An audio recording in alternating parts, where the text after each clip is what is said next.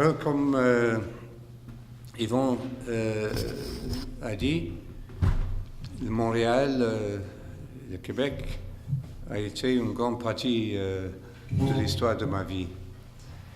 J'étais un jeune moine quand je suis venu ici avec Père John en 1977.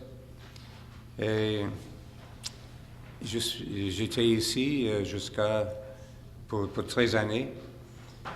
C'était une période très formative pour moi. J'ai témoigné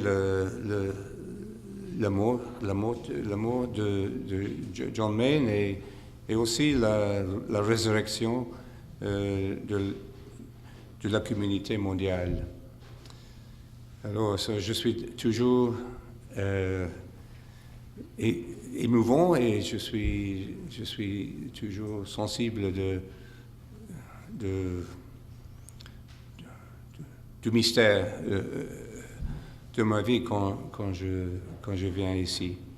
Et ce soir, j'ai participé dans la dernière session du congrès du soin palliatif à Montréal.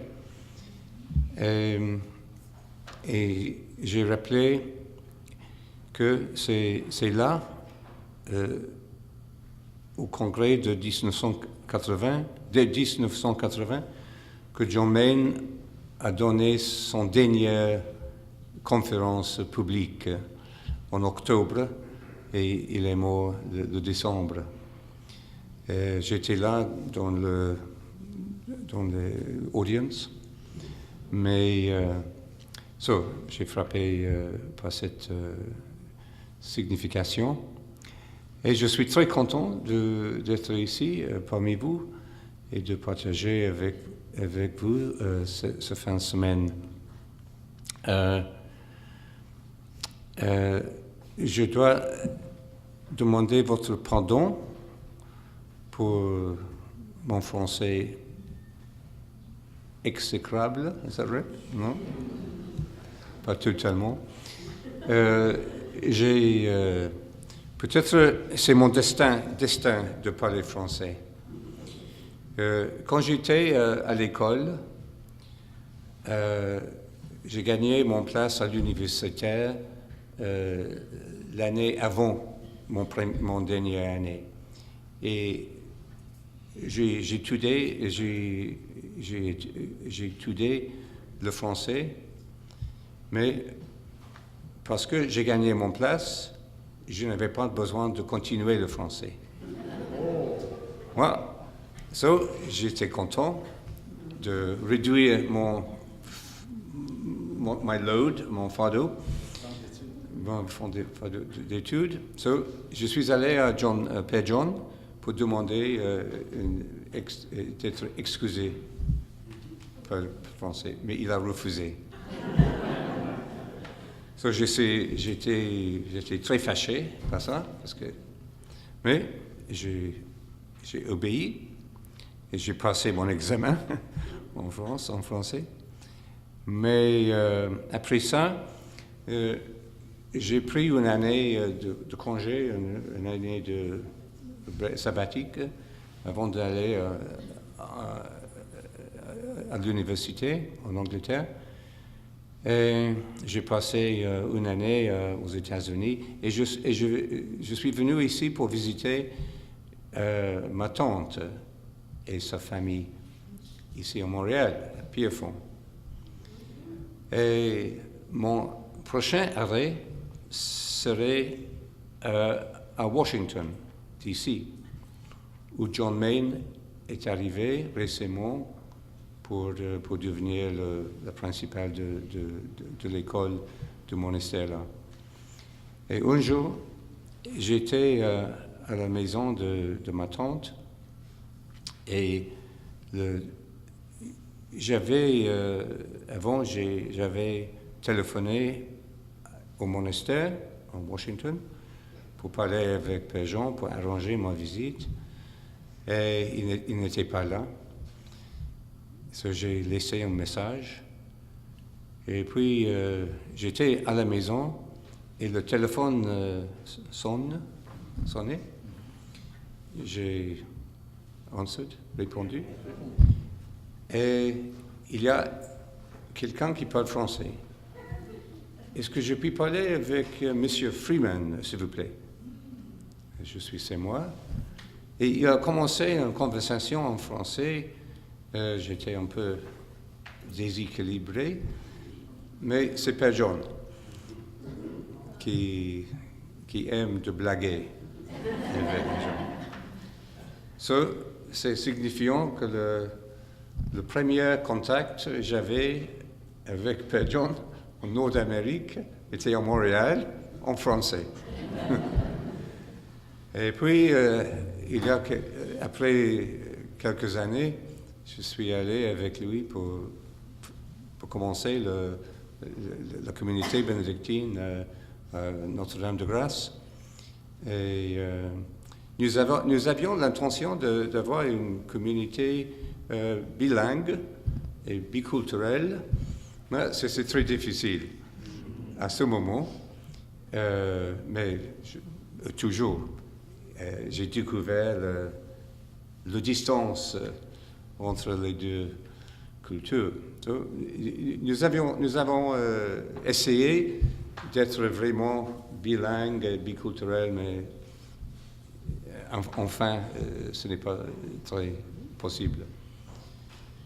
Et maintenant, et puis après ça, quand j'ai commencé de revenir à Québec, après mon retour en Angleterre, la communauté québécoise m'invitait à parler en français. Il insisté que je parle en français. Et vous étiez très, what's the word, forgiving. Comment? Indulgent, très indulgent et encourageant. J'ai gagné, après de quitter Québec, j'ai gagné une certaine confiance, une certaine acceptation en français.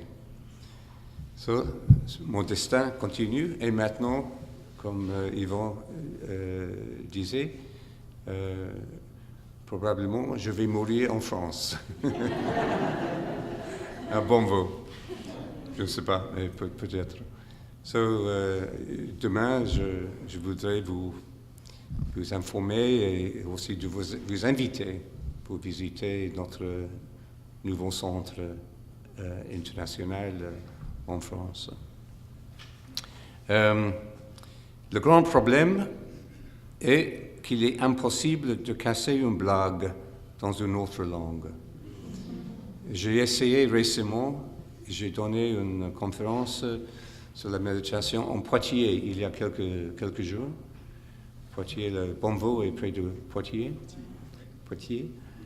Et Bonvaux est peut-être 15-20 minutes de Poitiers, dans un petit village qui s'appelle Macé.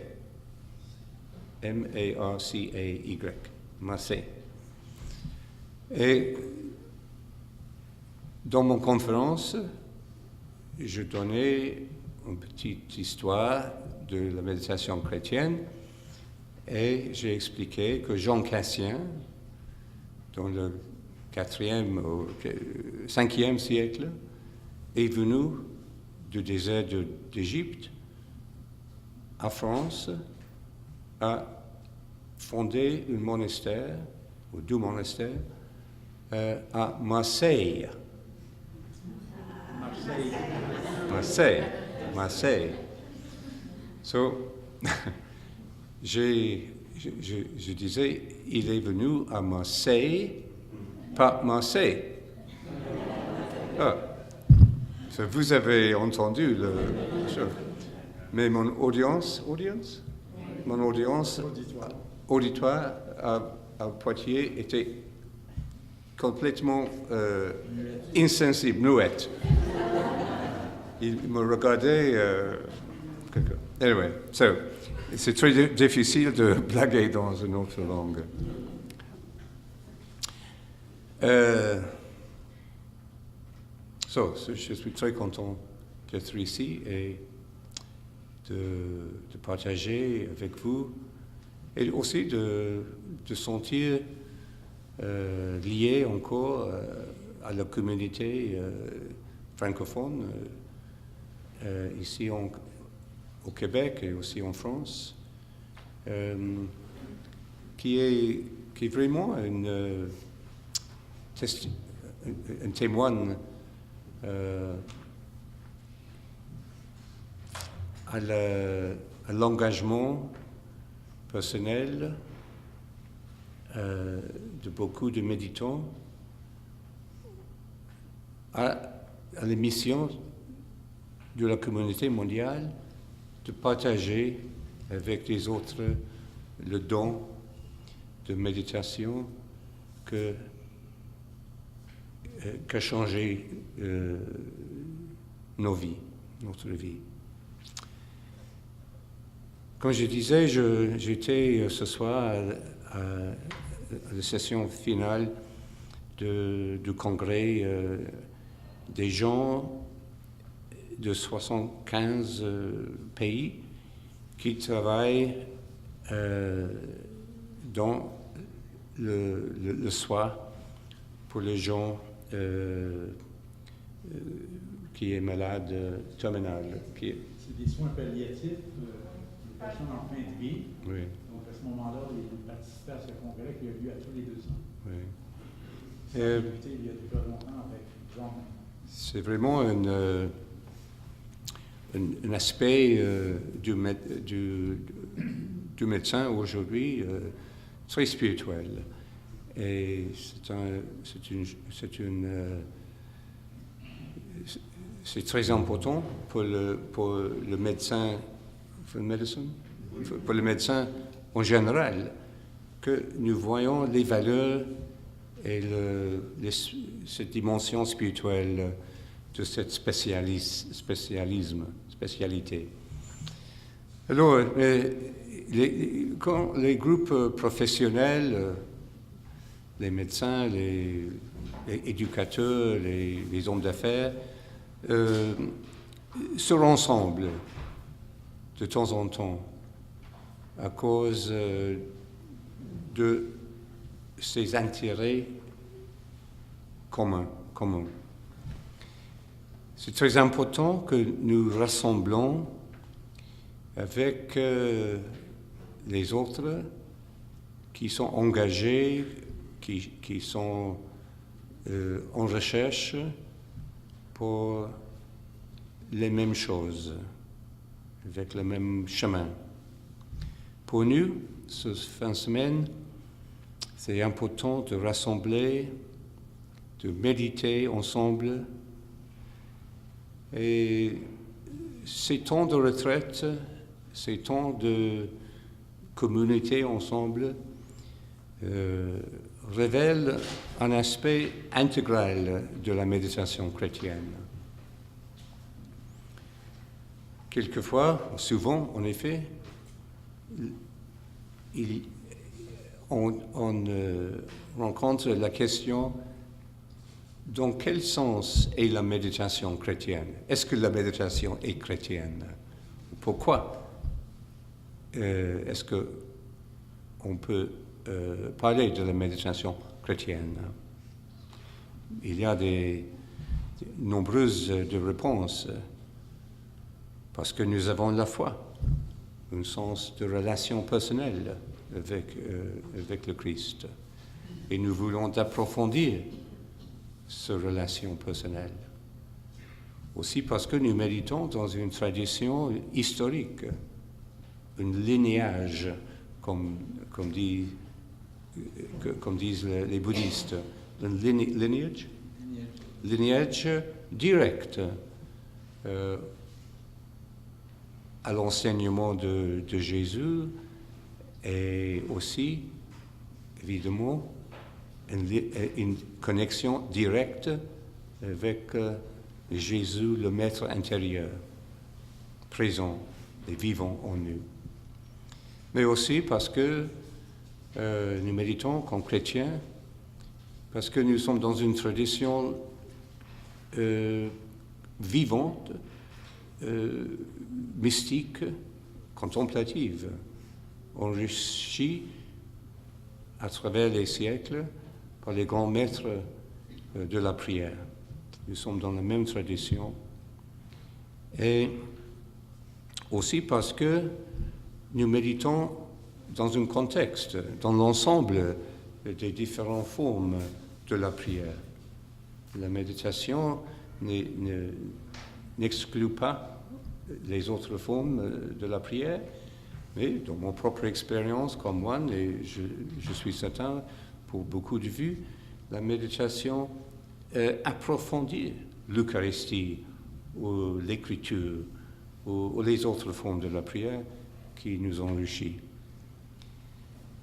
Et aussi parce que quand nous venons ensemble pour méditer dans les groupes hebdomadaires ou pour les retraites comme maintenant, nous rassemblons pas seulement pour l'encouragement humain ou psychologique, mais aussi pour percevoir la présence du Christ parmi nous. Car là où deux ou trois se réunissent en mon nom, je suis avec eux. Les mots de Jésus dans l'évangile de Matthieu.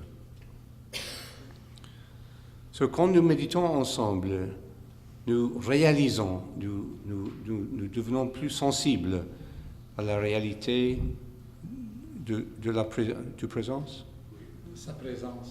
De sa présence, la présence.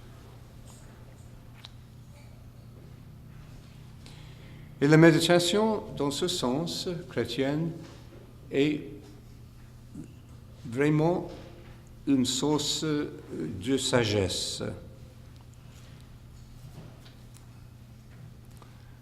Quand je parle français, j'entre dans une autre langue, dans un autre pays. Et c'est quelque chose pour tout le monde. Quand on parle une autre langue, un sens d'humilité. On devient vulnérable, on devient plus comme un enfant et plus dépendant de vos amis. Et c'est la même expérience que nous trouvons quand nous méditons, quand nous commençons à méditer. Et c'est très important de rappeler ça quand nous enseignons, nous partageons le don de la méditation avec les autres, de rappeler que quand nous avons commencé, il semblait très bizarre, très étrange. C'est très difficile d'apprendre la langue du silence, la langue de laisser aller les mots, les images, les pensées, les concepts. D'abord, c'était quelque chose de bizarre, comme entrer dans une autre région, un autre pays. Mais dans cette vulnérabilité, nous trouvons une source de sagesse à travers l'humilité. Selon le poète T.S. Eliot, la seule sagesse est la sagesse d'humilité. Et dans la lettre aux Philippiens, Saint Paul disait, il s'est vidé de lui. He emptied himself, yes? il s'est vidé de lui-même, prenant la forme d'un esclave, devenant comme les autres humains. Il était encore et encore plus humble, même en acceptant l'amour sur une croix. So, l'humilité de Jésus est la source de son autorité. C'est une révélation de son propre être, son vraie identité. La méditation, de la même façon, nous humilie. Parce qu'il n'y a pas de succès, il n'y a pas de résultats immédiatement mesurables. Quand nous, comme la communauté, approche une fondation philanthropique aujourd'hui pour assistance financière, maintenant les fondations demandent how do you say, measurable outcomes. Quand on met sur pied une fondation pour avancer des fonds, il y a une partie qui est écrite « Qu'est-ce que vous pouvez nous donner de mesurable pour qu'on puisse avoir confiance d'investir avec vous? » C'est ce qu'il veut dire. Une garantie. Oui, une garantie. C'est pas une garantie, c'est qu'est-ce qui pourra être mesurable. Que ce ne soit pas seulement avec des mots. So, combien de méditants avez-vous gagné ou quelque chose? C'est chose de chose. C'est une approche, c'est évident, mais c'est une approche plus matérialiste, plus financière, etc. Mais dans l'expérience de la méditation, nous sommes dans un autre monde. Ce n'est pas dans le monde des choses mesurables. Nous sommes dans le monde de la foi. C'est vraiment un monde d'expérience, expérience de transformation, mais pas immédiat. Et la reconnaissance des fruits de la méditation, c'est quelque chose de plus subtil. C'est difficile à mesurer les fruits de la méditation. Alors, spécialement au début, en apprenant la méditation, nous devenons plus humbles parce qu'il n'y a pas de succès ou de maîtrise en méditant. Du moins, pas comme l'ego le comprend. Le succès, ce n'est pas le succès que l'ego cherche. Ce que veut dire, c'est qu'il veut parler que dans cette humilité, il faut apprendre à faire abandon de la maîtrise. Moi, je gère ça.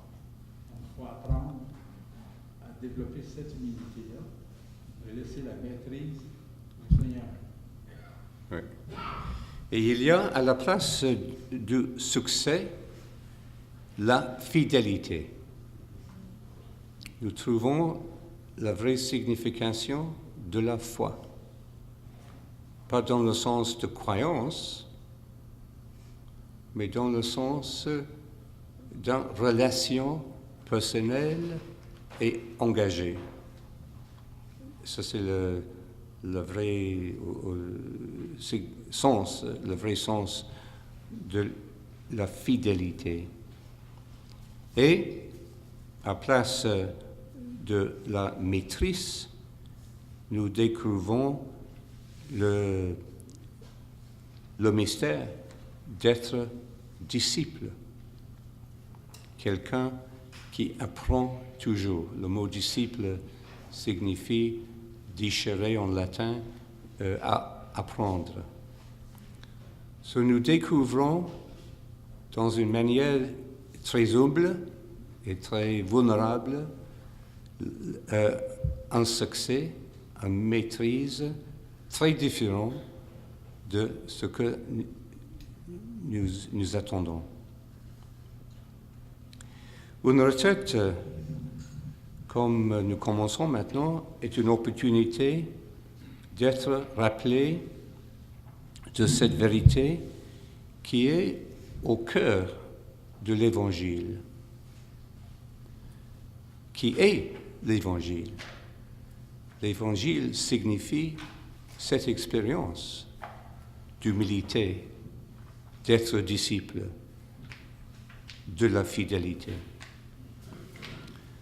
À la place du succès individuel, nous trouvons la croissance et la vie d'une communauté, le corps du Christ. Ce n'est pas quelque chose individuel. C'est une expérience partagée avec les autres. L'expérience d'être avec les autres à un niveau commun et égal, dans une égalité chrétienne, sans compétition ou jugement. Dans le Christ, nous sommes tous un. La méditation crée la communauté. Ça, c'était la perception, la perspicacité la plus profonde de John Main pour notre temps. Nous vivons dans un temps de division, de fragmentation, de compétition, un temps de rejet. C'est de plus en plus la langue des politiques, n'est-ce pas? C'est le discours politique. Les discours politiques. La langue de division, comme l'on entend toujours des États-Unis. Dans ce temps très pénible, il est très important d'avancer une alternative. C'est l'Évangile. L'Évangile est toujours une alternative, une autre possibilité. Et en méditant, nous acceptons cette possibilité. Dans un temps de division, nous trouvons l'esprit de l'unité, de l'acceptation, d'accepter les autres qui sont différents ou qui tiennent les autres opinions. Et dans un temps de la solitude corrosive, il y a deux types de la solitude. Il y a une solitude spirituelle que nous entrons dans la pratique de la méditation. Et dans cette solitude, nous découvrons nous-mêmes comme un être unique et spécial à Dieu, mais totalement unique, mais aussi totalement intégré dans la famille humaine, dans la création. C'est une différente forme de la solitude que la solitude psychologique négative qui est de plus en plus la caractéristique de notre culture. Une solitude, pas de l'esprit, mais de l'ego, isolé et aliéné. Donc, nous assemblons pour les différents biens, pour nous-mêmes, pour notre pèlerinage quotidien de la méditation, pour encourager l'un à l'autre, pour le bien de notre communauté ici au Québec et pour le bien du monde, qui ne sait pas que nous sommes ici ce week-end. Et si ce monde est conscient que nous étions ici, il ne comprend pas la raison de notre existence ou du silence que nous allons pratiquer ce week-end. Néanmoins, nous croyons dans la foi que notre travail, notre expérience ce fin de semaine est utile pour le monde, est un bénéfice pour le monde. Selon le nuage de l'inconnaissance, un petit livre sur la méditation chrétienne du XIVe siècle, le monde est... C'est un petit livre qui s'appelle Le nuage d'inconnaissance. Okay. Vous pouvez obtenir cette encore. Le monde est aidé et enrichi par ce travail de la méditation, dans une manière mystérieuse. Même, selon lui, les âmes du purgatoire, au purgatoire. Nous sommes venus ici pour méditer ensemble, pour approfondir et renforcer notre pèlerinage quotidien. Et à la lumière de cette expérience, nous allons réfléchir sur la signification de la sagesse. Qu'est-ce que c'est la sagesse? Comment la trouver? Et comment la tenir dans la vie ordinaire? Il sera facile à être sage ce fin de semaine, mais après le dîner le dimanche, ça sera plus difficile. Ce qu'il veut dire, c'est comment on va la vivre, cette sagesse, après le dîner, le dimanche. Oui, quand nous quittons. Il y a une histoire des aphorismes des pères du désert. Un des moines, des pères du désert, a dit « Le jour viendra où le monde deviendra fou. Quand les gens rencontrent quelqu'un qui n'est pas fou, ils le désignent et disent qu'il est fou, parce qu'il n'est pas comme nous.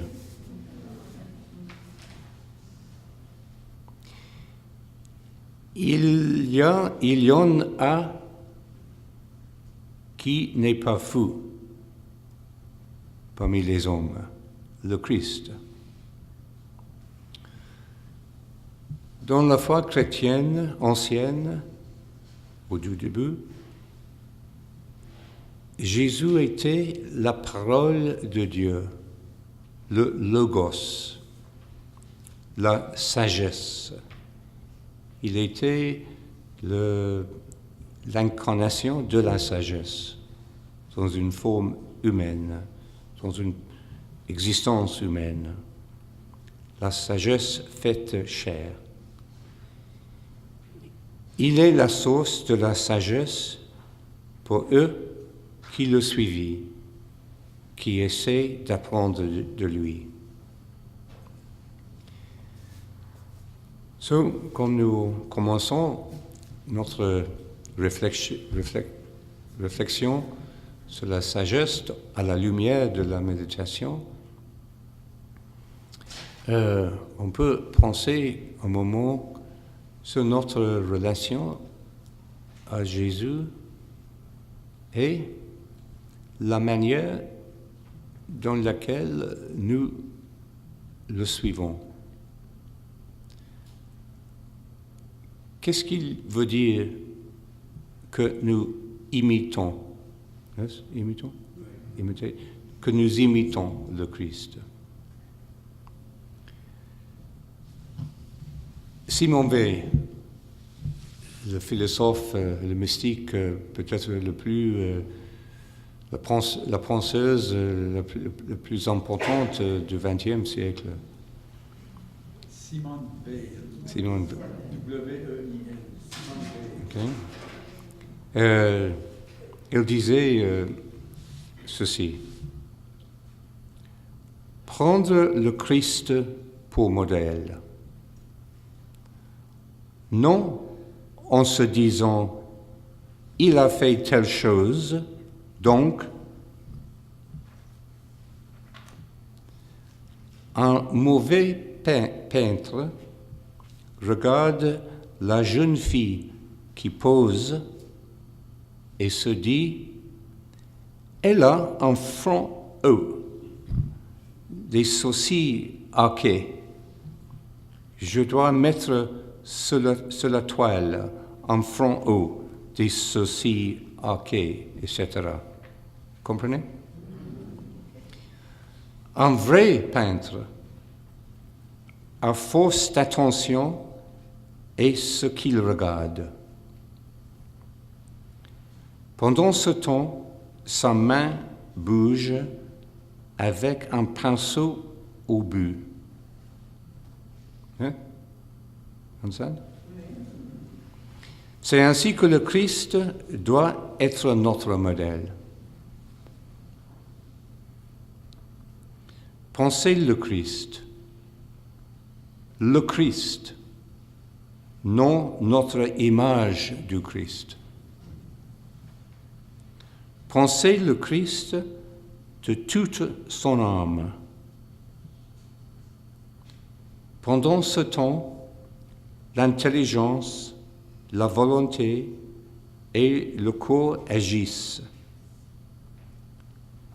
Le mal n'est pas ainsi immédiatement éliminé, mais progressivement.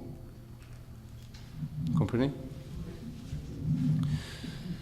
Pensez ici, quand Simone Weil parle de penser le Christ, c'est une pensée, quelque chose de différent de la pensée ordinaire. Ce n'est pas une imagination du Christ.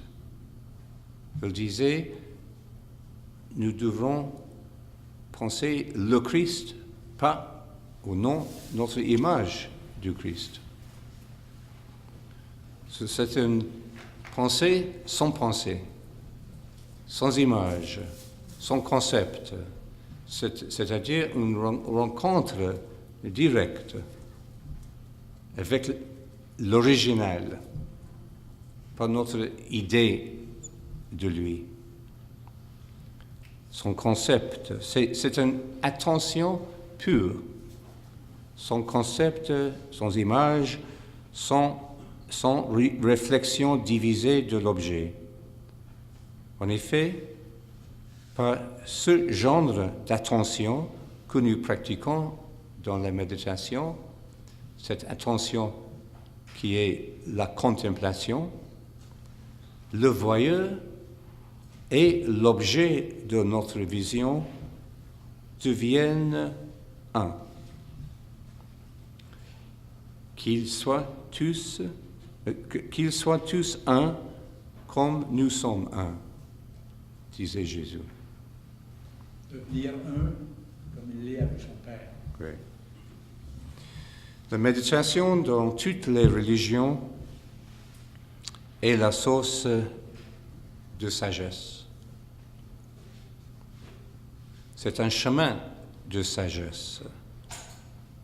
Ce n'est pas une technique de faire la sagesse, parce que la sagesse n'est pas une commodité, ce n'est pas quelque chose que nous pouvons acquérir ou que nous pouvons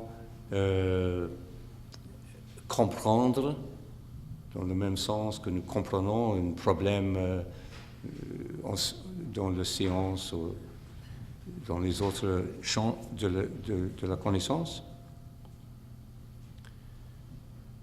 C'est un chemin de sagesse, plus profond que la pensée ou la volonté ordinaire. C'est-à-dire la volonté de l'ego. So, la méditation, ce n'est pas quelque chose dans lequel nous désirons quelque chose. Nous ne désirons pas Dieu dans la méditation. La méditation nous ouvre à cette sagesse, non par nos intentions, nos volontés, mais par l'attention pure, qui est notre mot pour l'amour. L'attention est toujours un aspect ou une action de l'amour. La pratique fidèle de la méditation nous rappelle qu'il existe de nombreuses sources et nombreuses avenues de la sagesse à notre disposition, si on peut les reconnaître. Le problème de notre temps est que nous, dans notre culture, nous ne reconnaissons pas les sources de la sagesse. Nous devenons fous parce que nous oublions où nous pouvons trouver la sagesse. Nous allons jeter un coup d'œil à certains de ces sources pendant la retraite. Mais principalement, on peut dire que la richesse de la sagesse est impliquée avec l'expérience de la pauvreté intérieure. Pour commencer notre retraite, laissons-nous penser à la façon dont nous pouvons nous vider. Ne pas nous remplir, ni rien d'obtenir quelque chose. Le Bouddha, au fin de sa vie, quelqu'un l'a demandé qu'est-ce que c'est la méditation vous a donné? Il a répondu rien. Mais j'ai perdu beaucoup. Ça, c'est le secret de la méditation.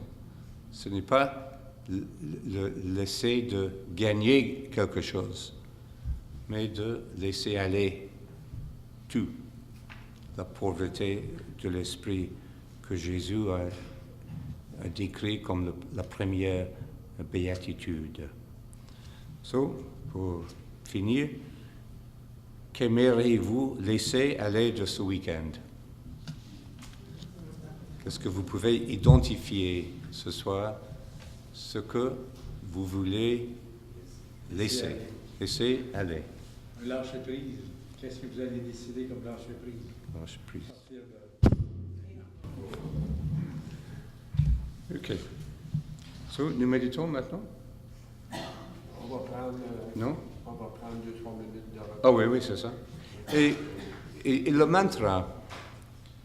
mantra est pour nous, dans cette tradition, le moyen d'être pauvre et d'entrer dans l'humilité du Christ et aussi dans le vide, le kénos. Kénos, c'est le mot grec, la kénose de Jésus. Sur le mantra, ce chemin, ce moyen incroyablement petit et accessible et ordinaire et pratique de devenir ouvert au mystère du Christ.